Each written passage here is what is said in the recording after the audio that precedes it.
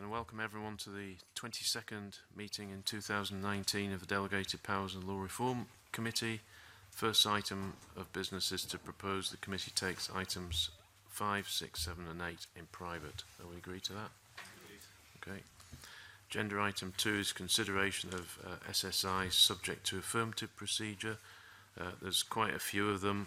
I'll read them out. No points have been raised on the draft historical sexual offences, disregarded convictions and official records Scotland regulations 2019, the draft Scottish Tribunals listed tribunals regulations 2019, the draft tenancy deposit schemes Scotland amendment regulations 2019, the draft conservation natural habitats miscellaneous amendments Scotland regulations 2019, the draft provision of early learning and childcare specified children Scotland Amendment Order 2019, the draft Carers Assistant Young Carer Grants Scotland Regulations 2019, and the draft Additional Powers Request Scotland Regulations 2019.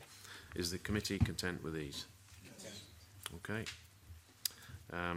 The draft Conservation Natural Habitats Miscellaneous Amendment Scotland Regulations 2019 makes one small amendment to the Conservation Natural Habitats Regulations 1994.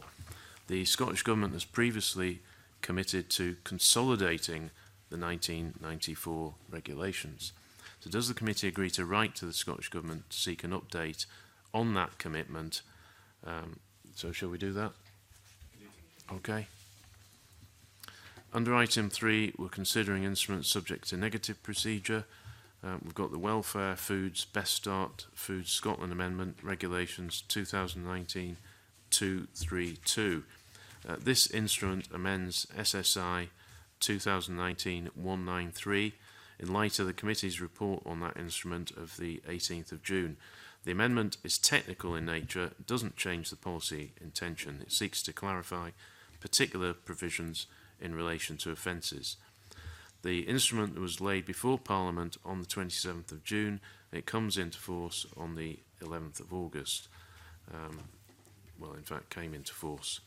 This does not meet the requirement that at least 28 days should elapse between the laying of an instrument which is subject to negative procedure and the coming into force of that instrument.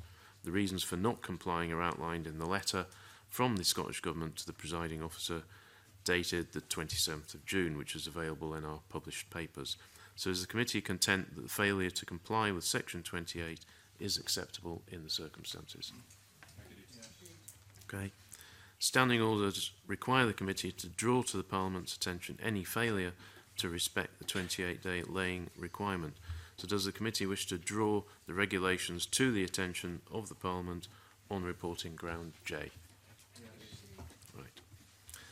And then we come on to the Plant Health Miscellaneous Amendment Scotland Order 2019-242.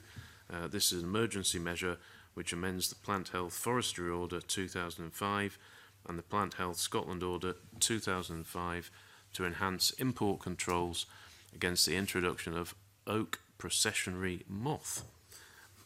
Indeed, it is made under the Plant Health Act 1967. The instrument was laid before the Parliament on the 12th of July and came into force on the 16th of July. As with previous sets of regulations, it didn't meet the 28-day requirement. The reasons are outlined in the letter from the Government to the presiding officer of the 12th of July. That's in our published papers. Is the committee content the failure to comply with section 28 is acceptable in the circumstances? Okay.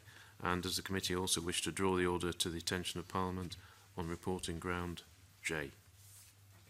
Good, and we can all go away and Google the oak processionary moth and find out what that is. No points have been raised on SSIs 2019-230 or 231. Is the committee content with these? Okay. Agenda item 4, considering an instrument not subject to any parliamentary procedure. No points have been made on SSIs 2019-227, 247 or 269. Is the committee content with these? Okay, and I shall move the meeting as private.